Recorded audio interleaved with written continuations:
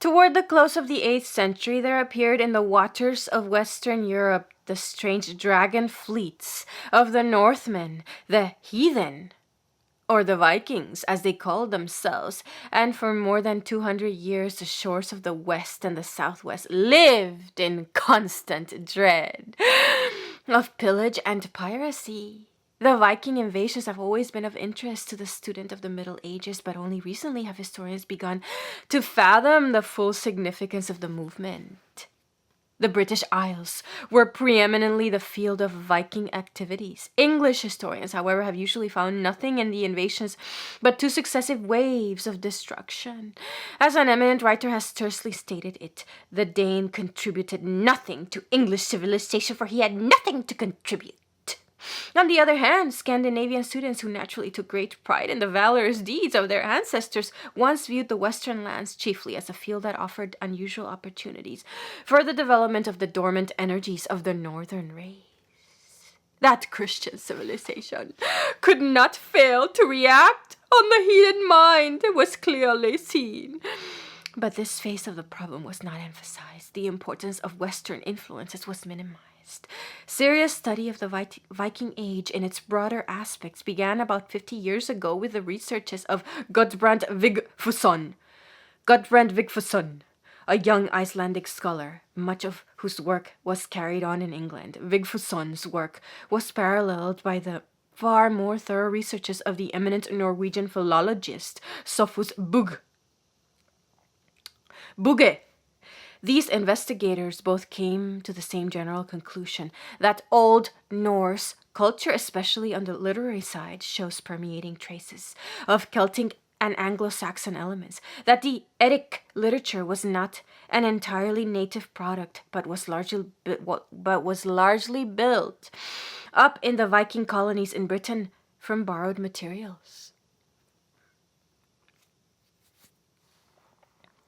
Some years earlier, the Danish antiquarian J.J.A. Worsaae had begun to study the memorials of Norse and Danish occupation in Britain and had found that the islands in places were overlaid with traces of Scandinavian conquest in the form of place names. Later, Worsaae's countryman, Dr. J.C.H.R. Steenstrup, carried the research into the institutional field and showed in his masterly work, Normanerne,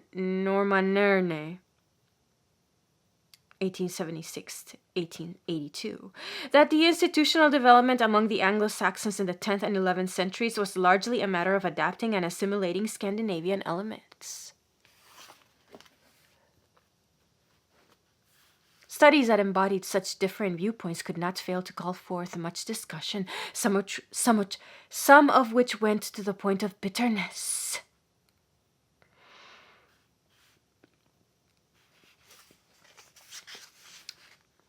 Recently, there has been a reaction from the extreme position assumed by Professor Bugge and his followers, but quite generally Norse scholars are coming to take the position that both Sophus Bugge and Johan Steenstrup have been correct in their main contentions. The most prominent representative of this view is Professor Alexander Bugge, where 2 vigorous peoples representing different types or different stages of civilization come into more than temporary contact. The reciprocal influences will of necessity be continued and profound. The Viking movement had, therefore, its aspects of growth and development as well as of destruction. The best representative of the age and the movement, when considered from both these viewpoints, is Canute the Great, King of England, Denmark, and Norway. Canute began as a pirate and developed into a statesman. Canute began as a pirate and developed into a statesman. He was carried to victory by the very forces that had so long subsisted on devastation. When the victory was achieved, they discovered, perhaps to their amazement, that their favorite occupation was gone. Canute had inherited the imperialistic ambitions of his dynasty, and piracy and empire are mutually exclusive terms. It is scarcely necessary to say anything further in justification of a biographical study of such an eminent leader, one of the few men whom the world has called the Great. But to write a true biography of any great secular character of medieval times is a difficult, often impossible task. The great men of modern times have revealed their inner selves in their confidential letters. Their kinsmen, friends, and intimate associates have left their appreciations in the form of addresses or memoirs. Materials of such a character are not abundant in the medieval sources. But this fact need not deter us from the attempt. It is at least possible to trace the public career of the subject chosen, to measure his influence on the events of his day, and to determine the importance of his work for future ages. And occasionally the sources may permit a glimpse into the private life of the subject, which will help us to understand him as a man, as a man, as a man.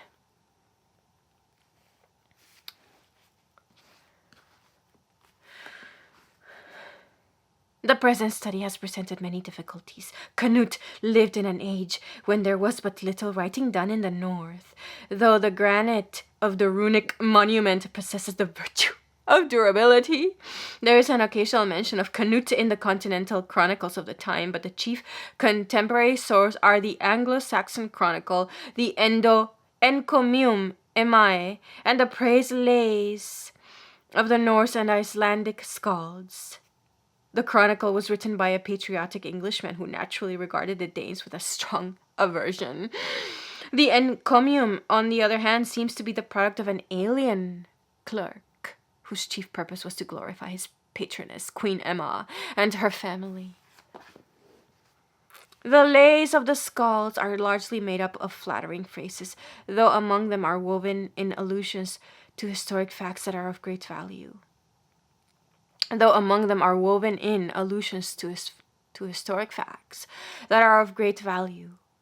The Anglo-Norman historians and the later monastic annalists in England have not very much to add to our information about Canute, but in their accounts they are likely to go to the other extreme from the chronicle. Too often the monkish writers measured excellence by the value of gifts to churches and monasteries, and Canute had learned the value of donations properly timed and placed. Canute had learned the value of donations properly timed and placed. Adam of Bremen wrote a generation later than Canute's day, but as he got his information from Canute's kinsmen at the Danish court, his notices of northern affairs are generally reliable. There is no Danish history before the close of the 12th century, when Saxo wrote the Acts of the Danes. It is evident that Saxo had access to a mass of sources, both written and of the saga type. The world is grateful to the Danish clerk for preserving so much of this material, but sound critical treatment, of which Saxo was probably incapable, would have enhanced the value of his work. The 12th century is also the age of the sagas.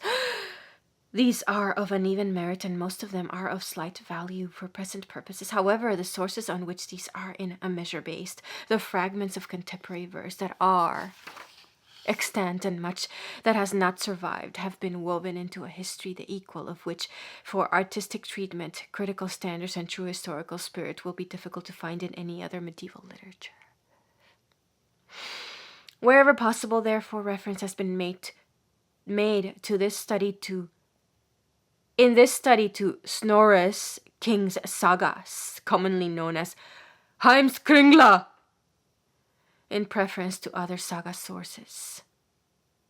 In the materials afforded by archaeology, the northern countries are peculiarly rich, though for the purposes of this study, these have their only value on the side of culture. An exception must be made of the runic monuments, which need not necessarily be classed with archaeological materials.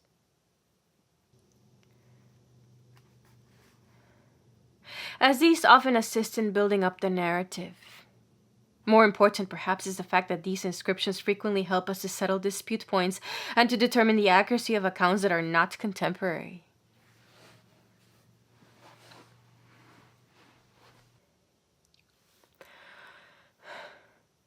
One of the chief problems has been One of the chief problems has been where to begin the narrative. To begin in the conventional way with childhood education and the rest is not practicable when the place and the year of birth are unknown and the forms and influences of early training are matters of inference and conjecture. At the same time, it was found impossible to separate the man from his time, from the great activities that were going on in the lands about the North Sea, and from the purposes of the dynasty that he belonged to.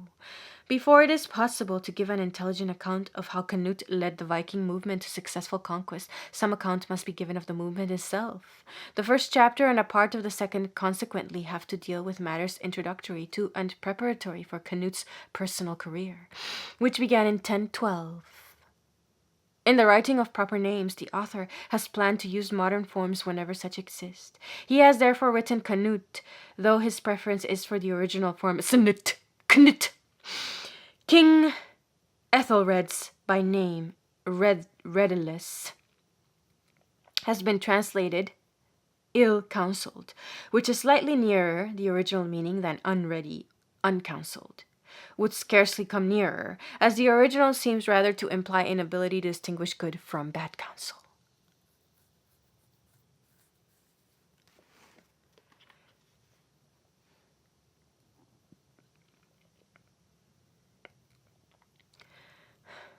In the preparation of the study, assistance has been received from many sources, especially in the author under obligation to the libraries.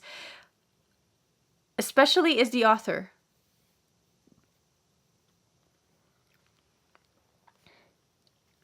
under obligation to the libraries of the universities of Illinois, Chicago, Wisconsin, and Iowa, and of Harvard University. He is also indebted to his colleagues Dean E.B. Green, Professor G.S. Ford, and Professor G.T. Flum of the University of Illinois for assistance in the form of critical reading of the manuscript. L.M.L. Champaign, Illinois, 1911.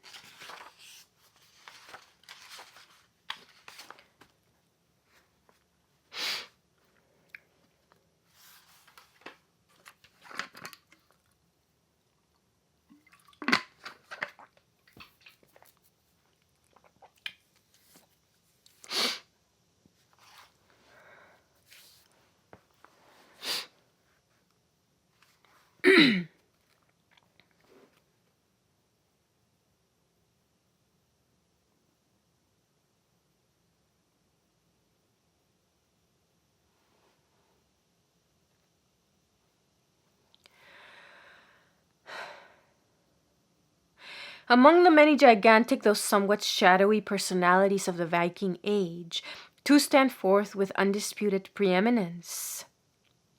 Rolf, the founder of Normandy, and Canute, the emperor of the north. Both were sea kings. Each represents the culmination and the close of a great migratory movement. Rolf of the earlier Viking period, Canute of its later and more restricted phase. The early history of each is uncertain and obscure. Both come suddenly forth upon the stage of action, eager and trained for conquest. Both come suddenly forth upon the stage of action, eager and trained for conquest. Rolf is said to have been the outlawed son of a Norse earl. Canute was the younger son of a Danish king. Neither had the promise of sovereignty or of landed inheritance. Still, in the end, both became rulers of important states. The pirate became a constructive statesman. The work of Rolf as founder of Normandy was perhaps the more enduring, but far more brilliant was the career of Canute.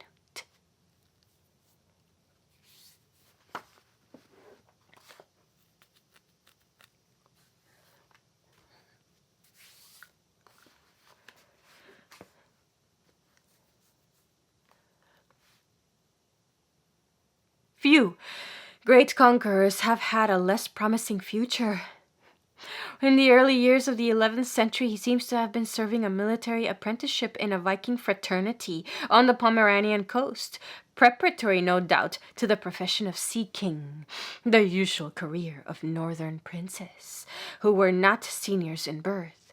His only tangible inheritance seems to have been the prestige of royal blood, which meant so much when the chief called for recruits.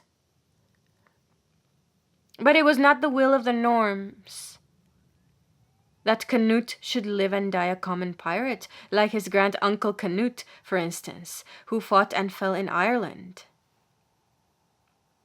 His heritage was to be greater than what had fallen to any of his dynasty, more than the throne of his ancestors.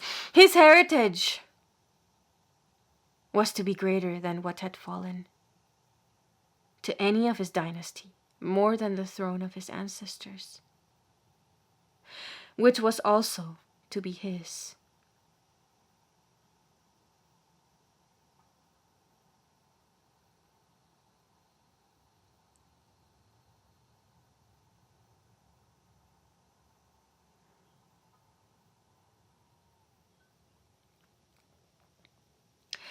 In a vague way, he inherited the widening ambitions of the northern peoples who were once more engaged in a fierce attack on the west. To him fell also the ancient claim of the Danish kingdom to the hegemony of the north. But more specifically, Canute inherited the extensive plans, the restless dreams, the imperialistic policy, and the ancient feuds of the Knitling dynasty. The saga writers call the members of the Danish dynasty the Knitlings, from its foremost representative Canute.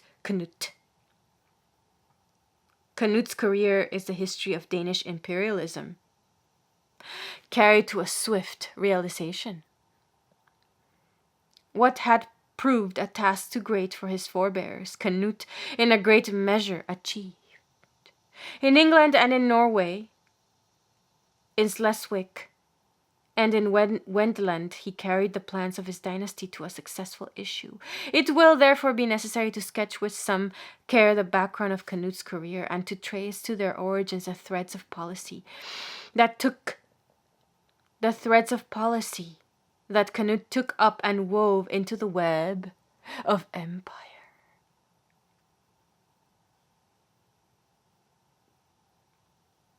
Some of these can be followed back at least 3 generations to the reign of Gorm in the beginning of the 10th century. In that century, Denmark was easily the greatest power in the north. From the Scanian frontiers to the confines of modern Schleswig, it extended over belts and islands, closing completely the entrance to the Baltic. There were Danish outposts on the Slavic shores of modern Prussia. The larger part of Norway came from some years to be a vassal state under the great Earl Hakon the Bad, the Wick, which comprised the shores of the great inlet that is now known as the Christiania Firth, was regarded as a component part of the Danish monarchy, though in fact the obedience rendered anywhere in Norway was very slight. In the legendary age, a famous dynasty known as the Scyldings appeared to have ruled over Danes and Jutes. The family took its name from a mythical ancestor, King Scyld, whose coming to the Daneland is told in the opening lines of the Old English epic Beowulf. The Scyldings were worthy descendants of their splendid progenitor.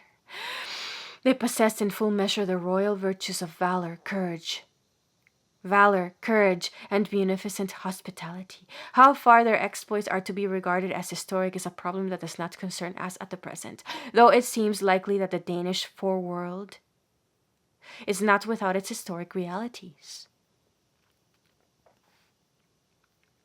Whether the kings of Denmark in the 10th century were of Scylding ancestry is a matter of doubt. The probabilities are that they sprang from a different stem. The century opened with Gorm the Aged, the great-grandfather of Canute, on the throne of Scyld, ruling all the traditional regions of Denmark, Scania, the Isles, and Jutland, but apparently residing at Jelling near the southeast corner of the peninsula, not far from the Saxon frontier. Tradition remembers him as a tall and stately man, but a dull and indolent king wanting in all the elements of greatness. In this case, however, tradition is not to be trusted. Though we have little real knowledge of Danish history in Gorm's day, it is evident that his reign was a notable one.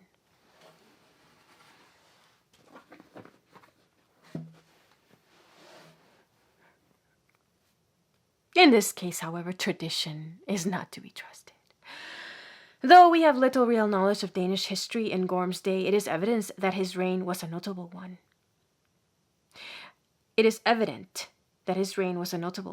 At the close of the 9th century, the monarchy seems to have faced dissolution.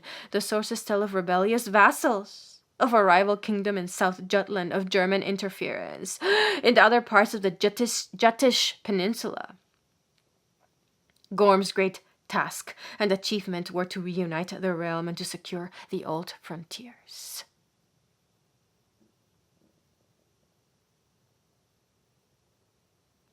Gorm's great task and achievement were to reunite the realm and to secure the old frontiers.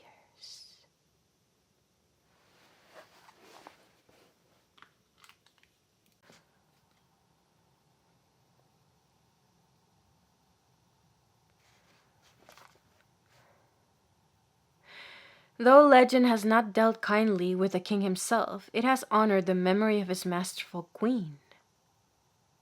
Thyra was clearly a superior woman. Her nationality is known, but it seems likely that she was of Danish blood. The daughter of an earl in the Holstein country.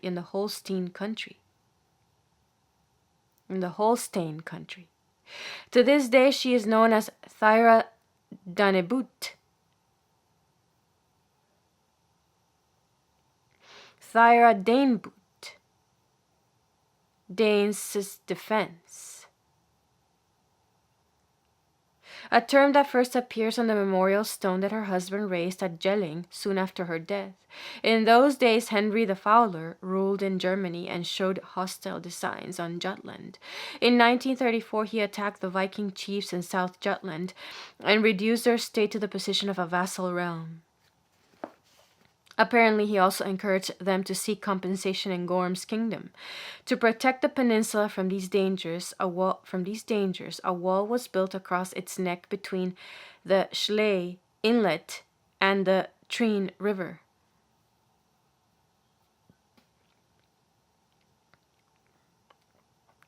This was the celebrated Dane work, fragments of which can still be seen. In this undertaking, the queen was evidently the moving force and spirit. 3 years, it is said, were required to complete Thyra's great fortification. The material character of the queen's achievement doubtless did much to preserve a fame that was highly deserved. At the same time, it may have suggested comparisons that were not to the advantage of her less fortunate consort. The Dane work, however, proved only a temporary frontier. A century later, Thyra's great descendant Canute pushed the boundary to the Eider River, and the border problem found a fairly permanent solution. In the Shielding Age, the favorite seat of royalty was at Lethra, Leire, in Sealand, at the head of Roeskilde Firth. Here, no doubt, was located the famous hall, Heorot, of which we read in Beowulf. There were also kings' garths elsewhere. The one at Jelling has already been mentioned as the residence of Gorm and Thyra.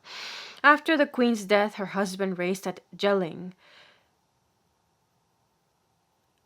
after heathen fashion, a high mound in her honor, on the top of which a rock was placed with a brief runic inscription. Gorm, the king, raised the stone in memory of Thyra, his wife. Denmark's defense.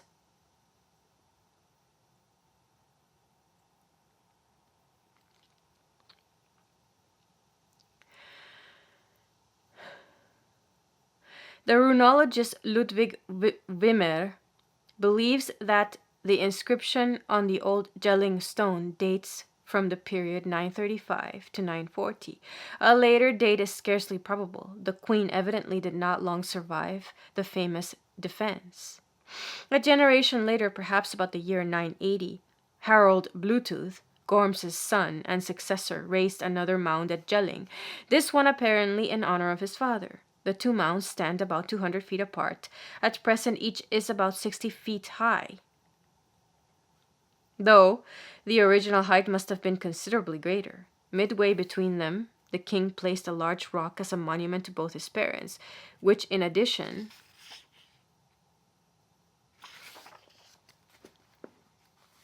to its runic dedication bears a peculiar blending of Christian symbols and heathen ornamentation.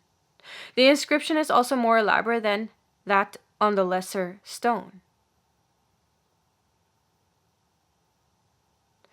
Harold the king ordered this memorial to be raised in honor of Gorm, his father, and Thyra, his mother, the Harold who won all Denmark and Norway and made the Danes Christians. In one sense, the larger stone is King Harold's own memorial. It is to be observed that the inscription credits the king with 3 notable achievements: the unification of Denmark, the conquest of Norway, and the introduction of Christianity. The allusion to the winning of Denmark doubtless refers to the suppression of revolts, perhaps more specifically to the annihilation of the Viking realm and dynasty south of the Danework, about 950. In his attitude toward his southern neighbors, Harold continued the policy of Gorm and Thyra, wars for defense rather than for territorial conquest. It is said that King Harold became a Christian about 960 as a result of a successful appeal to the judgment of God by a zealous clerk named Popo. The heated iron, or iron gauntlet, as Saxo has it, was carried the required distance, but Popo's hand sustained no injury. Whatever be the truth about Popo's ordeal, it seems evident that some such test was actually made, as the earliest account of it, that of Widukind of Corvey, was written no more than a decade after the event. The importance of the ordeal is manifest. Upon to this time, the faith had made but small headway in the northern countries.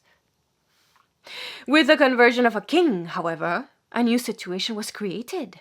Christianity still had to continue its warfare against the old gods, but signs of victory were multiplying.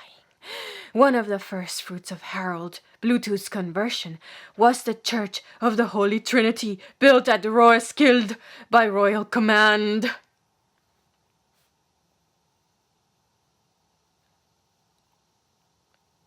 A church that long held an honored place in the Danish establishment. In various ways, the history of this church closely touches that of the dynasty itself. Here, the bones of the founder were laid. Here, too, his ungrateful son, Sweyn, found quiet for his restless spirit. And it was in this church where Harold's grandson, Canute the Great, stained and violated sanctuary by ordering the murder of Ulf, his sister's husband.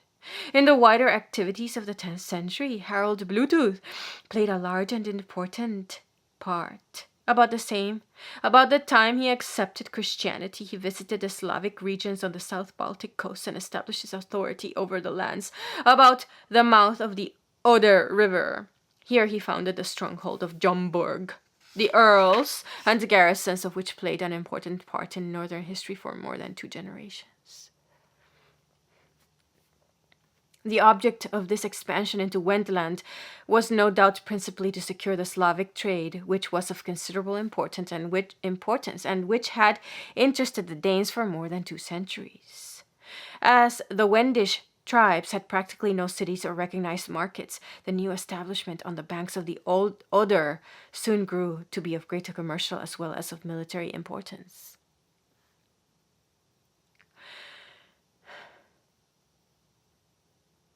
During the same period, Harold's attention was turned to Norway, where a difficult situation had arisen.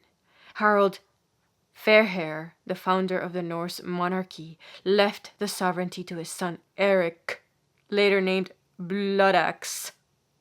But the jealousies of Eric's many brothers, combined with his own cruel regime, soon called forth a reaction in favor of a younger brother, Hakon the Good, whose youth had been spent under Christian influences at the English court.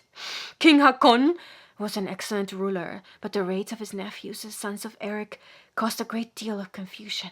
The young exiles finally found a friend in Harold Bluetooth, who even adopted one of them, Harold Greyfell, as his own son. The fostering of Harald Greyfell had important consequences, continuing for 2 generations till the invasion of Norway by Canute the Great. With a force largely recruited in Denmark, the sons of Eric attacked Norway and came upon King Hakon on the island of Stord, where a battle was fought in which the king fell, 961. But the men who had slain their royal kinsman found it difficult to secure recognition as kings. The result of the battle was that Norway was broken up into a number of petty kingdoms and earldoms, each aiming at practical independence. A few years later, there appeared at the Danish court a young, handsome, talented chief, the famous Earl Hakon, whose father, Sigurd, Earl in Throndelau, the sons of Eric, had treacherously slain. The King of Denmark had finally discovered that his foster son was anything but an obedient vassal, and doubtless rejoiced in an opportunity to interfere in Norwegian affairs. Harald Greyfell was lured down into Jutland and slain. With a large fleet, the Danish king then proceeded to Norway. The whole country submitted. The southern shores from the Nasse eastward were added to the Danish crown. The Throne de Law and the regions to the north were apparently granted to Earl Hakon in full sovereignty. The rest was created into an earldom, which he was to govern as vassal of the King of Denmark.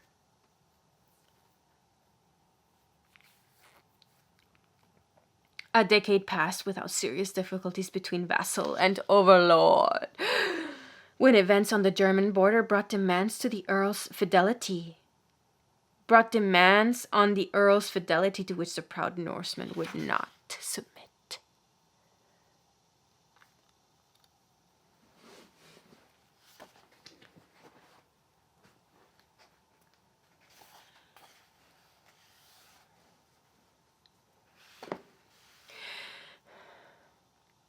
It seems probable that King Harald in a vague way had recognized the overlordship of the emperor. At any rate, in 973, when the great Otto was celebrating his last Easter at Quedlinburg, the Danish king sent embassies and gifts. A few weeks later, the emperor died, and almost immediately war broke out between Danes and Saxons. Hostilities soon ceased, but the terms of peace are said to have included a promise on Harald's part to introduce the Christian faith among his Norwegian subjects. Earl Hakon had come to assist his overlord. He was known to be a zealous heathen, but King Harald seized him and forced him to receive baptism. The Earl felt the humiliation keenly, and as soon as he had left Denmark, he repudiated the Danish connection and for a number of years ruled in Norway as an independent sovereign. King Harald made an attempt to restore his power, but with small success. However, the claim to Norway was not surrendered. It was successfully revived by Harald's son Sweyn, and later still by his grandson Canute. Earl Hakon's revolt probably dates from 974 or 975. King Harald's raid along the Norse coasts must have followed within the next few years. The succeeding decade is memorable for 2 notable expeditions, the one directed against King Eric of Sweden, the second against King Hakon of Norway. In neither of these ventures was Harald directly interested. Both were undertaken by the Vikings of Jom, though probably with the Danish king's approval and support. The Jom Vikings were in the service of Denmark, and the defeat that they suffered in both instances had important results for future history. The exact dates cannot be determined, but the battles must have been fought during the period 980 to 986. In those days, the command at Jomborg was held by Styrbjorn, a nephew of the Swedish king. Harald Bluetooth is said to have given him the earl's title and his daughter Thyra to wife, but this did not satisfy the ambitious prince, whose desire was to succeed his uncle in Sweden. Having induced his father-in-law to permit an expedition, he sailed to Uppland with a strong force. The battle was joined on the banks of the Furious River, where King Eric won a complete victory. From that day he was known as Eric the Victorious.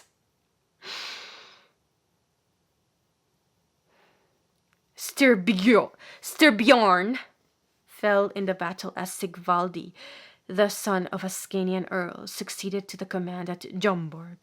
In some way, he was induced to attack the Norwegian earl.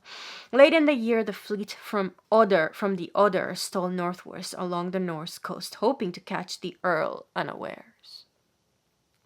But Hakon's son Eric had learned what the Vikings were planning, and a strong fleet carefully hid in the Hjörunga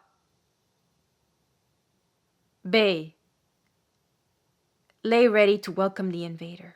The encounter at Hjörunga Bay is one of the most famous battles in Old Norse history. During the fight, says the saga, Earl Hakon landed and sacrificed his young son Erling to the gods. The divine powers promptly responded. A terrific hailstorm that struck the Danes in their faces, helped to turn the tide of battle, and soon Sigvaldi was in swift flight southwards. As to the date of the battle, we have no certain knowledge, but Munch places it, for apparently good reasons, in 986. Saxo is probably correct in surmising that the expedition was inspired by King Harald. As to the significance of the two defeats of the Jom Vikings, there can be but one opinion. Northward expansion of Danish power had received a decisive check. Danish ambition. As to the significance of the two defeats of the Jom Vikings, there can be but one opinion. Northward expansion of Danish power had received a decisive check. Danish ambition must find other field.